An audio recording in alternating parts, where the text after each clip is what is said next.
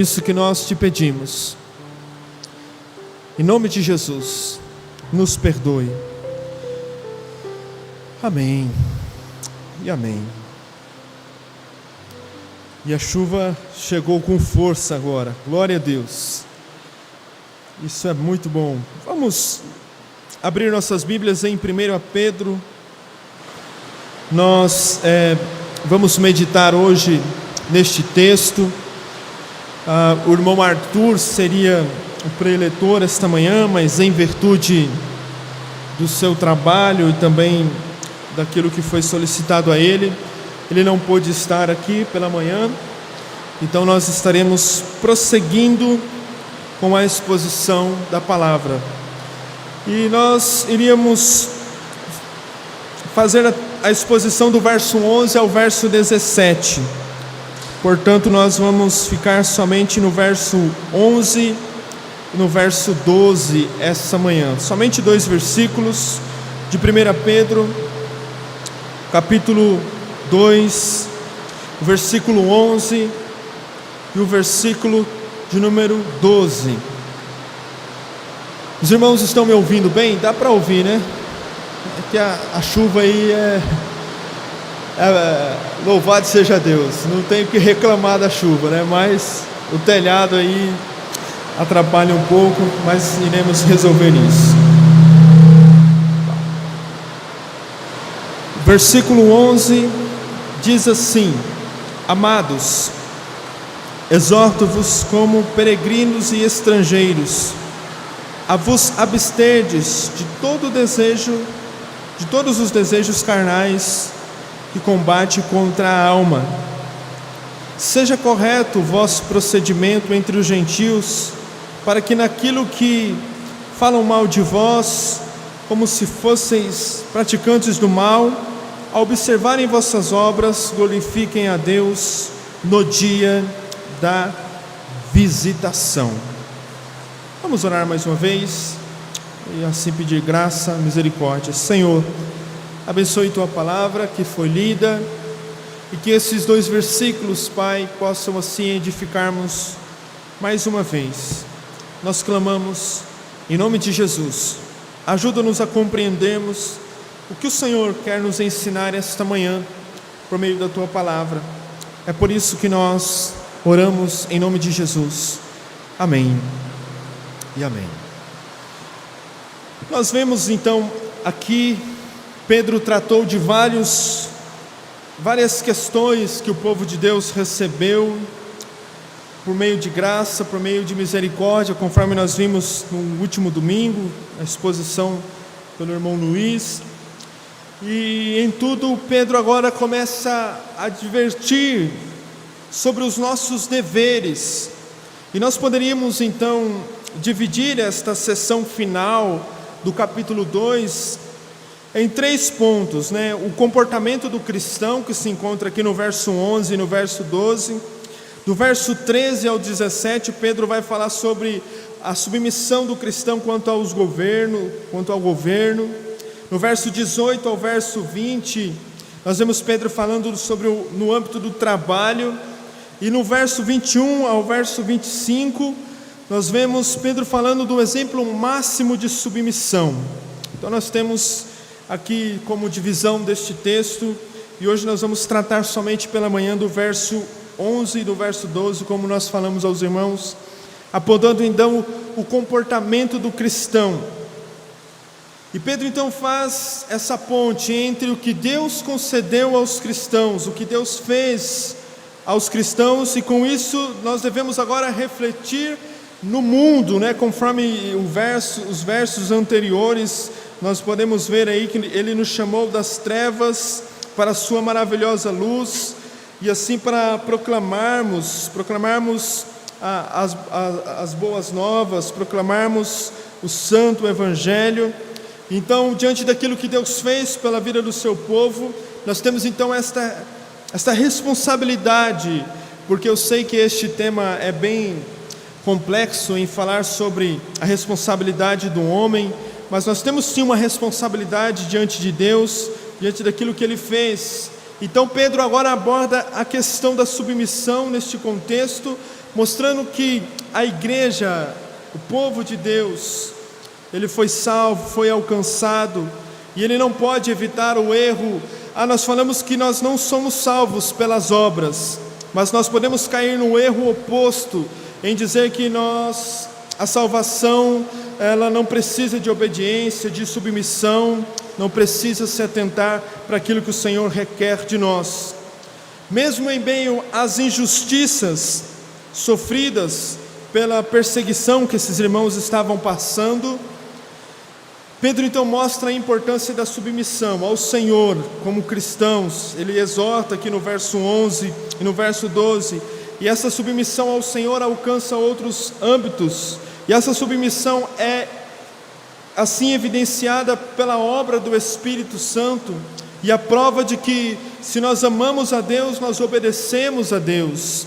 Os cristãos maduros, por causa da obediência a Deus, se submetem sim aos governos, dentro daquilo que nós vamos ver no próximo domingo, se submete aos seus patrões, se submete àquilo que está aí posto diante de nós, como uma forma bíblica, não de uma forma de uma idolatria.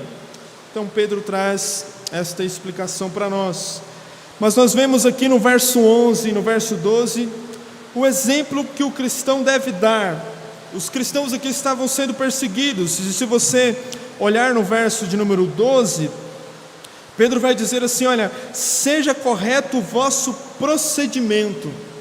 E aquilo que nós já falamos aqui, não adianta nada eu falar que creio, que professo, mas se diante dos homens o meu proceder não glorifica ao Senhor.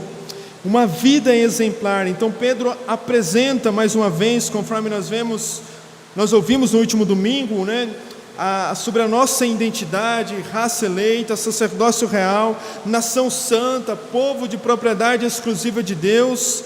Pedro então chama a nossa responsabilidade, a maneira como nós devemos viver diante deste tão grande privilégio que foi alcançado por meio de Cristo Jesus. E agora então Pedro começa a dizer que nós somos aqui, conforme ele diz, somos peregrinos, forasteiros.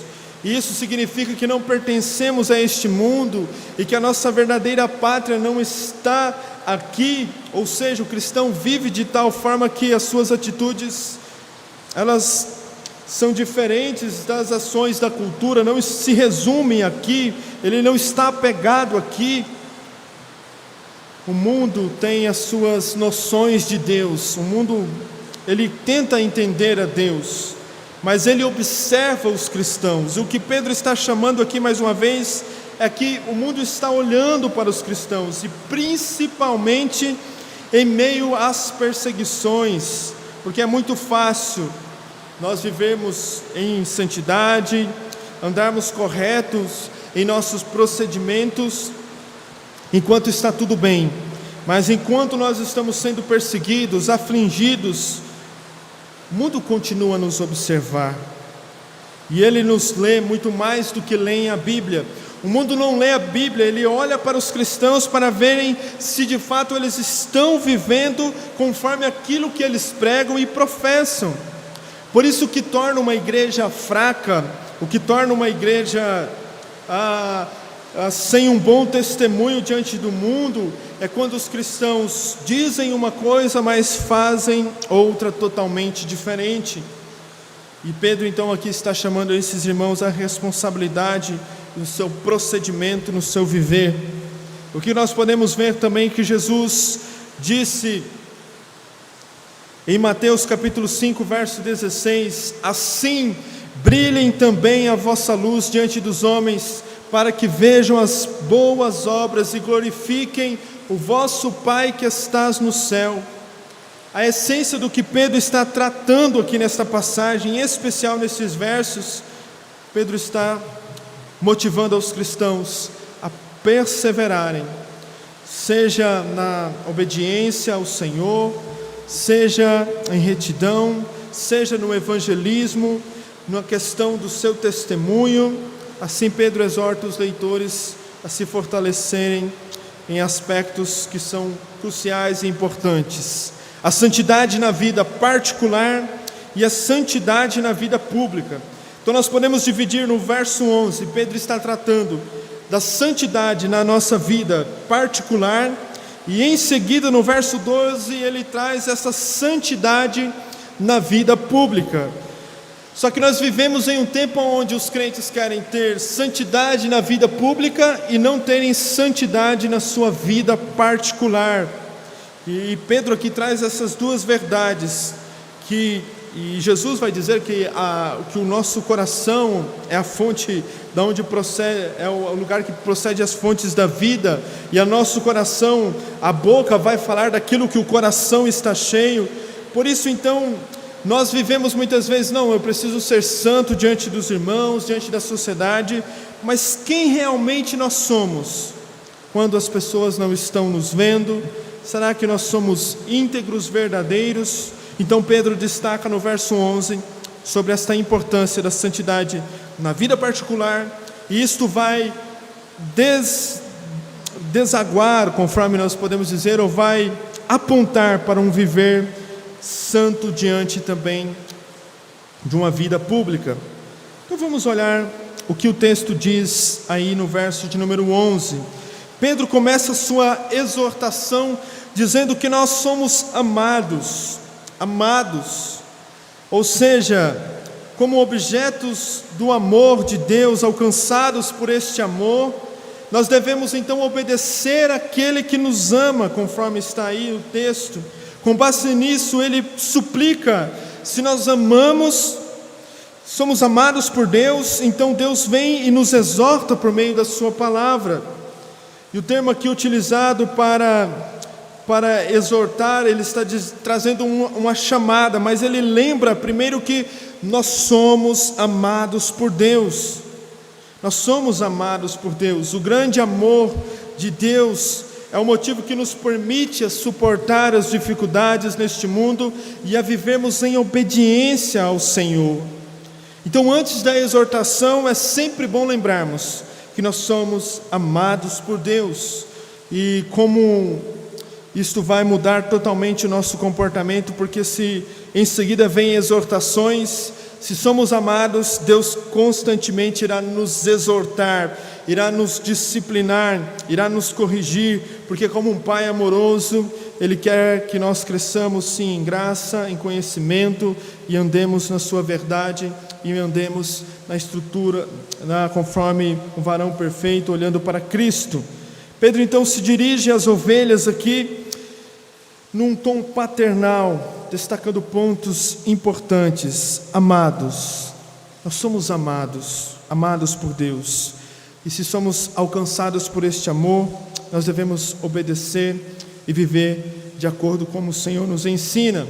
Os cristãos são amados por Deus, são alvo do amor de Deus, não por conta das nossas condições, mas Ele nos chamou das trevas para a sua maravilhosa luz, do pecado para a santidade, e o amor de Deus nos alcançou. Nada podemos fazer para que Deus possa nos amar mais ou menos. A causa do amor de Deus está nele mesmo, em nos escolher, em nos chamar para vivermos para a sua glória. Isso é importante lembrarmos. Então, em primeiro lugar, Pedro chama os irmãos de amados, e o verso continua: então exorto-vos como a peregrinos e estrangeiros. Somos amados, então a exortação é: vocês não são deste mundo, os cristãos são peregrinos, forasteiros, e eu vos exorto como peregrinos e forasteiros. A expressão traz assim o conceito, já foi dito aqui pelo irmão Arthur também. Trata-se de irmãos, daqueles que nós, como habitantes, não somos habitantes deste mundo, mas a nossa cidadania, a nossa pátria é celestial. Refere-se àqueles que se residem sem pátria e cidadania em um lugar estranho. E aqui nós podemos ver que Pedro exorta mais uma vez, conforme ele faz em toda a carta, lembrando: vocês são forasteiros, vocês são peregrinos. Vocês precisam sempre ser lembrados disso. Vocês precisam sempre ser aconselhados e constantemente lembrados disso. Pedro diz que nós precisamos ter consciência de que A nossa existência aqui nesta terra não é algo permanente, ou nós não somos daqui. O povo de Deus tem uma cidadania que não pertence aqui. Nascemos do Espírito, fomos assim gerados pelo Santo Espírito, temos um novo nascimento e a nossa pátria está nos céus. Estamos viajando rumo à cidade celestial, e por isso Pedro exorta esses irmãos, conforme está no verso 11: forasteiros, vocês habitam na terra, mas apenas por um breve tempo, como visitantes, pois sabem que sua pátria está nos céus. E os termos usados aqui para descrever traz, assim como os patriarcas, Abraão, que buscava a cidade, cujo Deus é o fundador. Não somos apenas filhos amados por Deus, mas somos também peregrinos neste mundo, forasteiros. Não somos daqui. E ele aponta então que alguém que reside temporariamente, quem percorre um caminho para o seu país de origem, como assim os patriarcas em direção à cidade celestial, conforme está em Hebreus 11, 8, 16. E Paulo escreveu, vamos ler lá Filipenses 3, 20, por gentileza, para que isso possa ficar bem em nossa mente. Somos amados por Deus, então somos peregrinos e estrangeiros, não somos daqui. Filipenses 3, 20, quem achou para nós pode ler, por gentileza.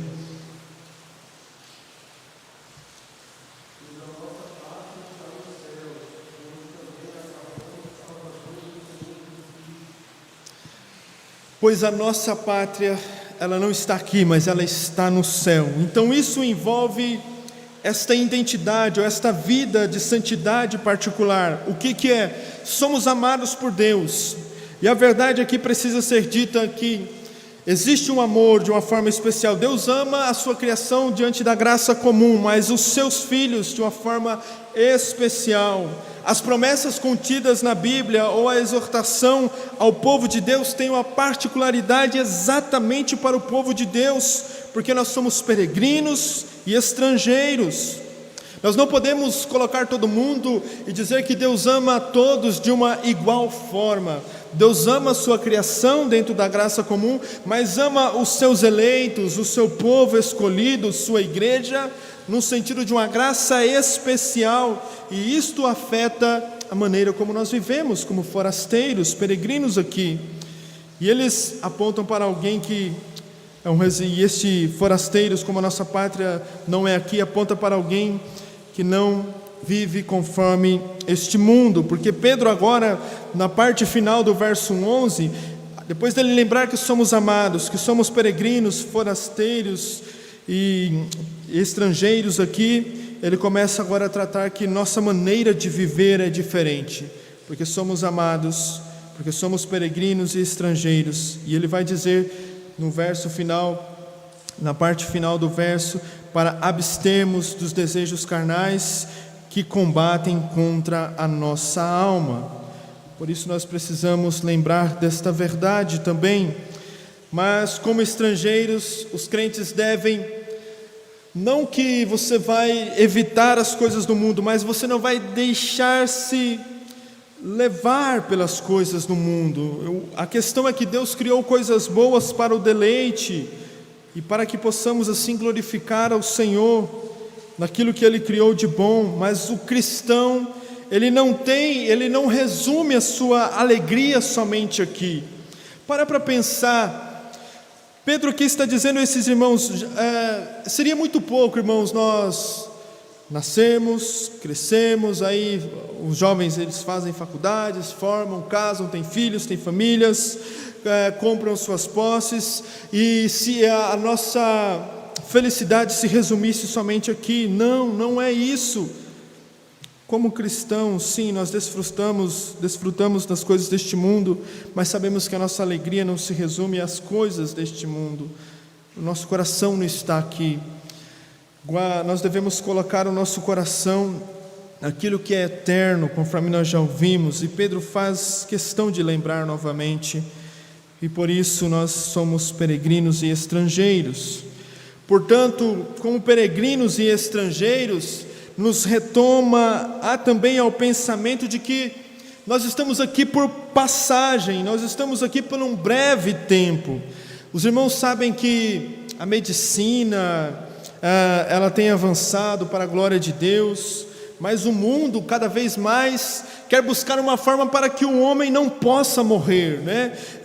Aí você assiste aqueles filmes de ficção e dessas questões aí que acabam aparecendo ultimamente. Você vê que a cultura ou o sistema desse mundo, ele caminha para que o homem se torne alguém imortal, não morra, não enfrente a morte. Mas como peregrinos e estrangeiros aqui, nós sabemos que uma hora nós iremos passar, a hora chegará que nós iremos findar a nossa caminhada aqui e estaremos com o Senhor na eternidade. Por isso o mundo está constantemente, eu entendo que nós tememos a morte, e isso é natural para um cristão, temer assim no sentido de que não desesperar. Ninguém quer morrer agora, não é isso, mas nós não tememos no sentido de ficarmos desesperados, porque nós sabemos que o nosso Redentor vive e nós também viveremos. E como peregrinos e estrangeiros aqui, nosso tempo aqui é breve, e em face da morte ninguém fica tão focado nesta vida, ou em face de lembrarmos que nós somos passageiros, peregrinos aqui, nós trabalhamos e caminhamos e vivemos com a consciência, com o coração ligado nas coisas que são eternas.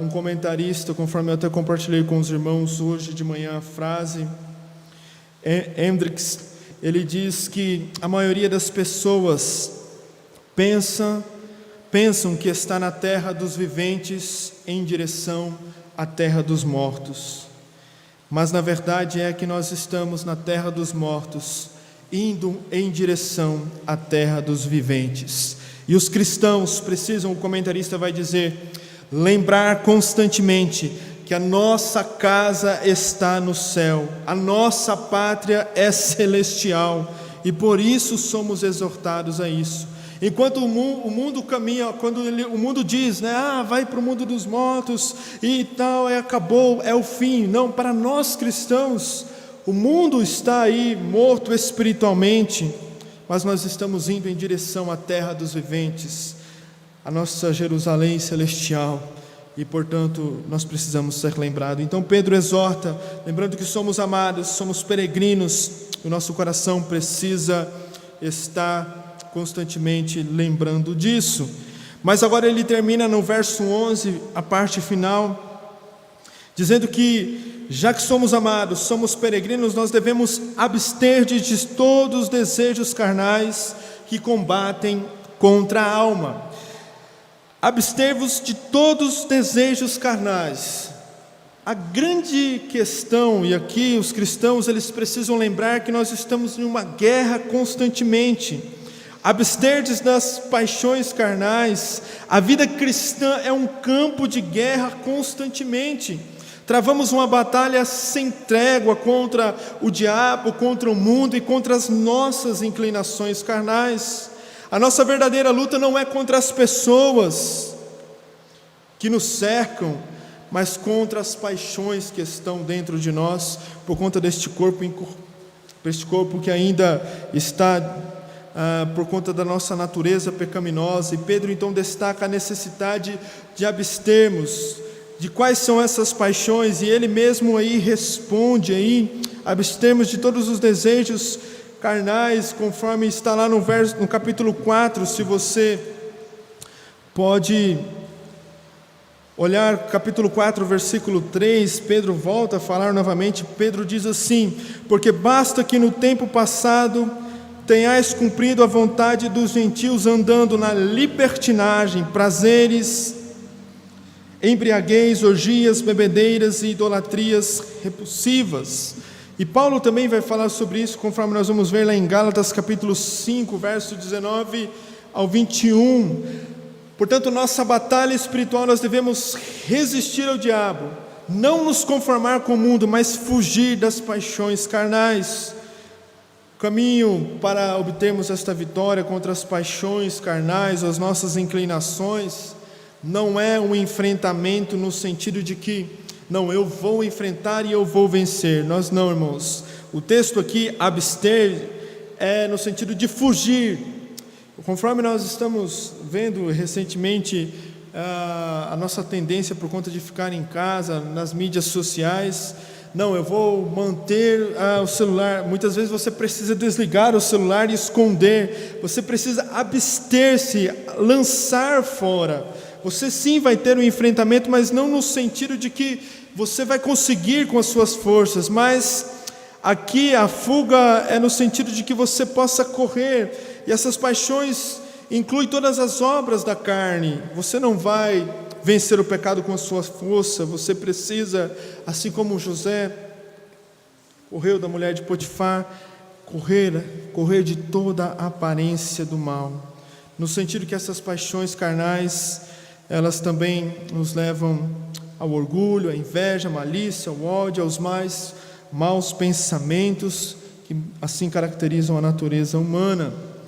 Portanto, abster-se das paixões carnais, aqui que Pedro está dizendo, desses desejos, é você correr, é você lançar fora, conforme ele disse lá no verso 1, deixando toda a maldade, abstendo, lançando fora, é constantemente você lançar, fugir daquilo que apresenta diante de você. E ele termina que combatem contra a alma. E aqui Pedro aponta para que esta guerra é contra a nossa alma, contra o nosso interior. E é importante observar que a guerra contra o pecado é travada na nossa alma. Se você puder ganhar uma guerra contra o pecado com os seus pensamentos, você vai sim abster-se, lançar fora todo o pecado. Começa na mente e deve ser derrotado lá. Devemos aprender a levar cativo todo pensamento à obediência de Cristo, conforme 2 Coríntios 10, 5. O pecado sempre começa em pequenas coisas. E Pedro está dizendo que a verdadeira batalha não é contra as pessoas ao nosso redor, mas contra as nossas paixões. Um grande comentarista chamado Moody, ele disse o seguinte: eu tenho mais problemas comigo mesmo do que com qualquer outro homem que eu conheço.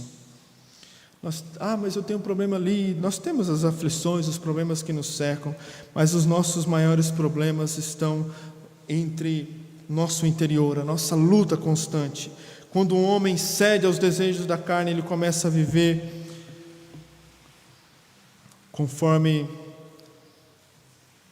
assim a carne vai levando a inclinação e ele não dá mais testemunho ao Senhor, está vivendo para si mesmo. Portanto, meu irmão e minha irmã, não se engane. Andar com Deus há anos, você pode estar aqui, eu também, andamos aí há 10, 15 anos como cristãos, não elimina a necessidade de fazermos guerra contra o pecado constantemente. Mas hoje fui batizado, guerreei contra o pecado. Não, a chamada que Pedro está dando aqui, vocês são amados, então ele exorta, são peregrinos, vocês devem se abster constantemente no seu individual, essa santidade no coração, no nosso interior, que são contra a nossa alma. Nós gostamos de cuidar das partes mais estéticas, daquilo que está por fora, mas nós não devemos esquecer que podemos, qualquer momento, estar como sepulcro caiado. Por fora está uma beleza, está tudo muito bem, em saúde, saudável, mas por dentro a nossa alma está longe do Senhor. E isto é importante nós lembrarmos que a nossa velha natureza não é erradicada na conversão e não se tornará mais fraca quando envelhecemos. Não, eu tenho 50 anos de cristão, eu já estou forte, e a minha velha natureza está fraquinha. Não, irmãos, você pode até crescer espiritualmente, mas esta guerra vai durar até Cristo Jesus voltar. Entretanto, através da fé salvadora em Cristo Jesus, através do poder por meio do Espírito Santo que habita em nós e a palavra de Deus, podemos abster-se, podemos lutar, temos as armas necessárias para lutar contra a guerra que é contra a nossa alma. Portanto, o mundo busca o livramento físico, mas a chamada aqui é em especial a nossa alma. Esses pecados, essas paixões, essas inclinações são contra a nossa alma e por isso nós precisamos lutar constantemente. Então Pedro abordou aqui no verso 11 sobre a questão da santidade na vida particular. Como está a sua alma diante de Deus? Como está o seu coração diante de Deus? Como está o seu interior diante de Deus? Você se abstém das paixões carnais? Você lembra que é amado por Deus? Você lembra que é peregrino, estrangeiro? Como está o seu coração? Como está a nossa alma diante de Deus? Ela está faminta? Ela está fria? Ela está raquítica espiritualmente? Porque isso agora vai assim apontar para a nossa santidade na vida pública. E agora Pedro começa no verso de número 12, apontando neste segundo ponto. O apóstolo teve cuidado de trazer aos cristãos esta verdade que na sociedade nós somos representantes de Jesus Cristo. O crente tem uma responsabilidade de proclamar as virtudes de Deus. Se você está aí, verso de número 9 do capítulo 2, como foi pregado no último domingo pela manhã. Quem pode ler o verso de número 9 do capítulo 2, perdão? Pode ler para nós. Mas vós sois a geração eleita, o sacerdócio real, a nação santa, o povo adquirido, para que anuncieis as virtudes daquele que vos chamou das trevas para a sua maravilhosa luz.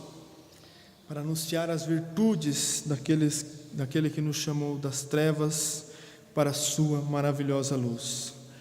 A grande questão, meus irmãos, é que muitos de nós nos esquecemos que nós representamos hoje o bom nome de Cristo Jesus.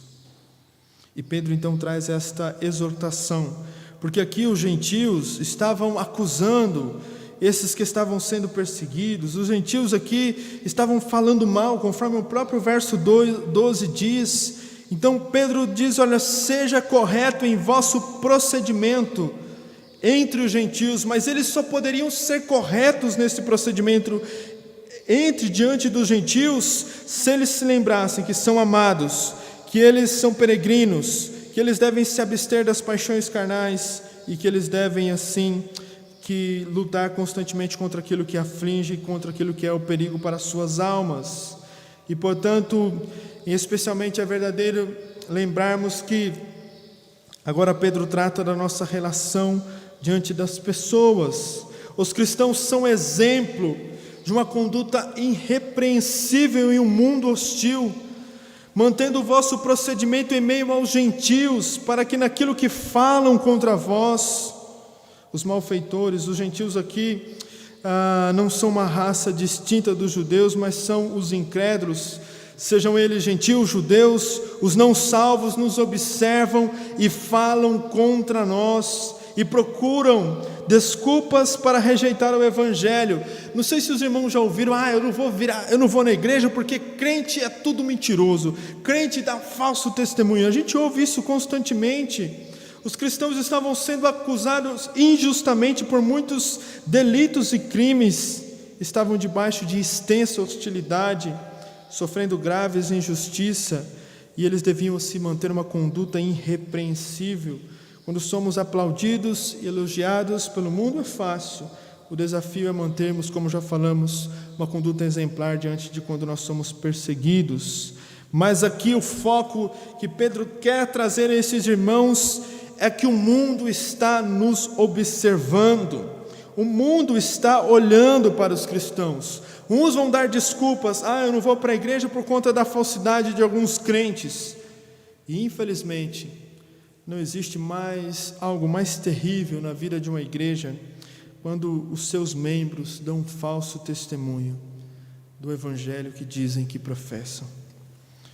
Isso envergonha o nome de Cristo. Eu já usei a expressão dentro da contabilidade, né? A gente vai fazer todo ano ali, quando você vai fazer a depreciação, né?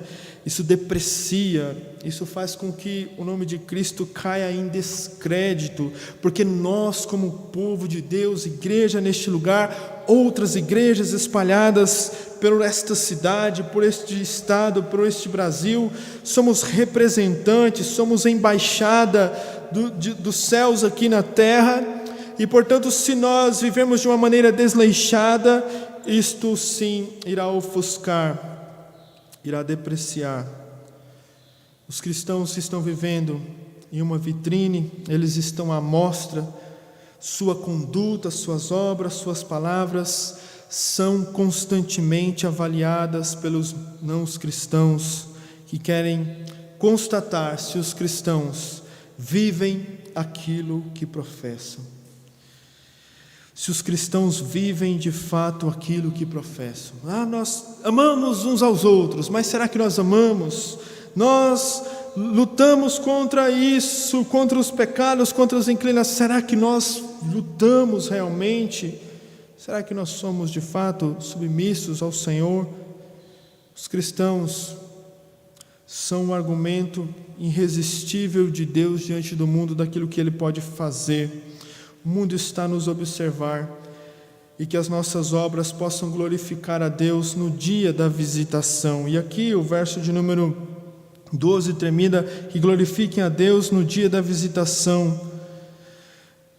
E aqui este dia da visitação pode ser o dia do julgamento final, quando Deus estiver ali exercendo a sua justiça, e os ímpios estarão ali diante de Deus, e eles vão ver que de fato os cristãos viveram de uma forma irrepreensível e glorificarão o nome do Senhor. Ou também aqueles que foram alcançados pelo Evangelho, hoje eu entendo o que de fato é ser um cristão. E assim nosso procedimento diante daqueles que nos observam, e Pedro está falando: o vosso procedimento entre os gentios, para que naquilo que falem mal de vós, como se fossem praticantes do mal, observem as vossas obras e glorifiquem a Deus no dia da visitação. O mundo fala mal da igreja, o mundo questiona, a igreja é constantemente perseguida naquilo que eles falam contra nós, mas eles estão observando as nossas ações. Mesmo se você não estiver ciente disso, eu e você, os incrédulos estão observando nossas vidas. Eles veem e reagem às coisas, seja no trabalho, no tratamento com a família. Eles observam como nós falamos uns com os outros. Eles nos observam como nós lidamos com os problemas. Eles nos observam como você trata a sua família.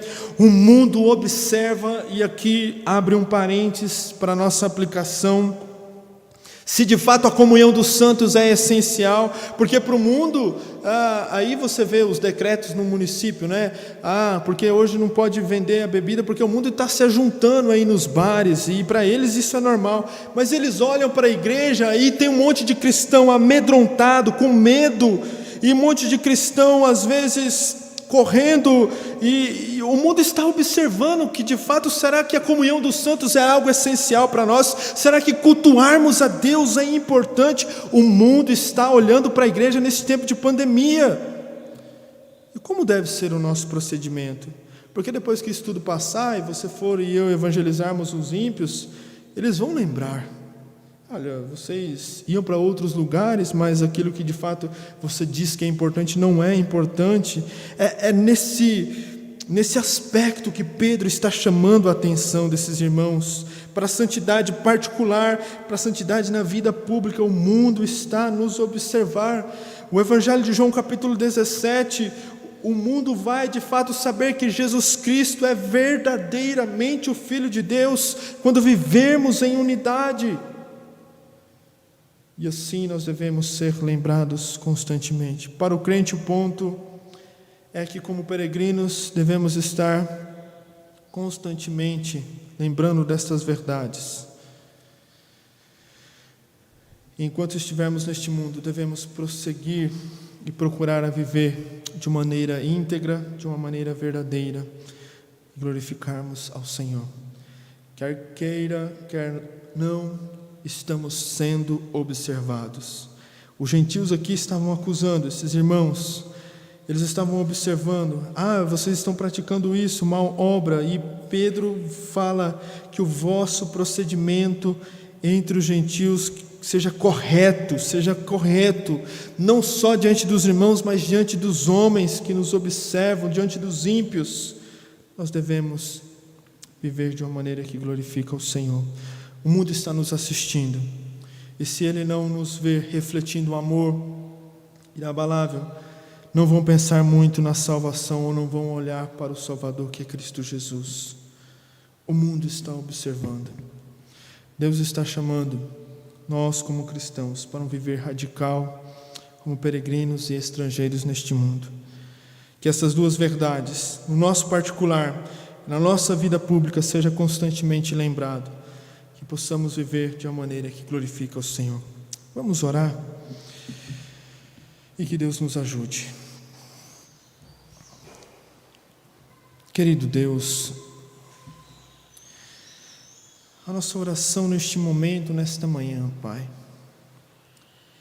é para que, na minha particularidade, no meu íntimo, ó Deus, e também dos meus irmãos e irmãs que aqui estão,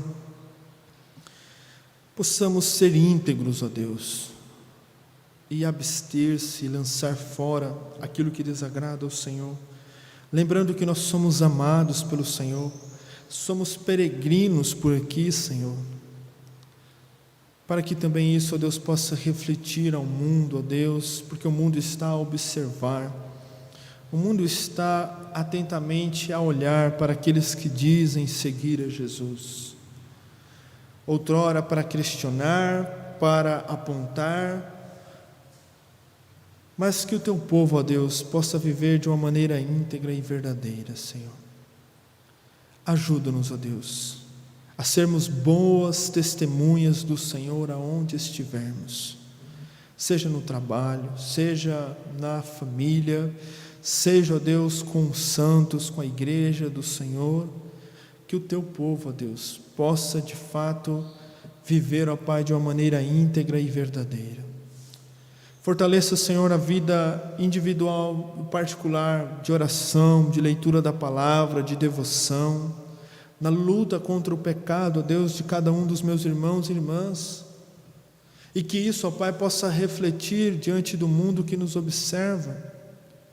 Senhor, porque é tão triste, ó Pai, quando, ó Deus, uma igreja é envergonhada, ó Deus, ou quando o seu testemunho é fraco diante dos ímpios. Isso é terrível para o avanço do Evangelho. Livra-nos, ó Deus, de toda incoerência, de toda hipocrisia, de toda falsidade. Quebra os nossos corações, ó Pai, e molda-nos conforme a Tua vontade, conforme o Teu querer, ó Deus. Ajuda-nos, Senhor, nós Te pedimos isto esta manhã. Enquanto, ó Deus, para o mundo, ó Deus, muitas coisas são essenciais neste tempo, nós estamos vendo, ó Deus, os decretos, as limitações, aquilo que é essencial, aquilo que não é essencial, e nós cristãos muitas vezes estamos deixando ser guiados por este movimento, e achamos, ó Deus, que a comunhão dos santos, a vida comunitária com o Teu povo não é algo essencial, e a Tua palavra descreve isso, ó Deus, como algo importante. Sei, ó Deus, da limitação de muitos que não podem vir, ó Deus, mas tem outros, ó Pai, que porventura também, ó Deus, não estão, ó Pai, nem um pouquinho interessados, ó Deus, em estar, ó Deus, Te servindo, Te cultuando. Que o Senhor tenha misericórdia, ó Deus, tenha misericórdia do Teu povo, Senhor. Ajuda, Senhor, o Teu povo, ó Pai, de fato, a viver, ó Deus, e a se postar diante do mundo de uma maneira que glorifique ao Senhor. Que as nossas ações, que as nossas palavras glorifiquem o nome do Senhor, e que a nossa luz possa brilhar diante dos homens e o Teu nome ser glorificado. Nos ajude, Senhor. Ajude a mim, como pastor desta igreja, os homens, as mulheres que aqui estão e que não estão, Senhor. Fortaleça o individual, o particular, para que assim também, diante de uma vida pública, sejamos irrepreensíveis para a Tua glória. Nós oramos em nome de Jesus. Amém e amém. Amém, irmãos? Pedimos perdão por alguma coisa aos irmãos. Aqui agradecemos por esta manhã estarmos juntos. À noite nós estaremos aqui novamente para cultuar ao Senhor. O irmão Lucas Marins vai pregar.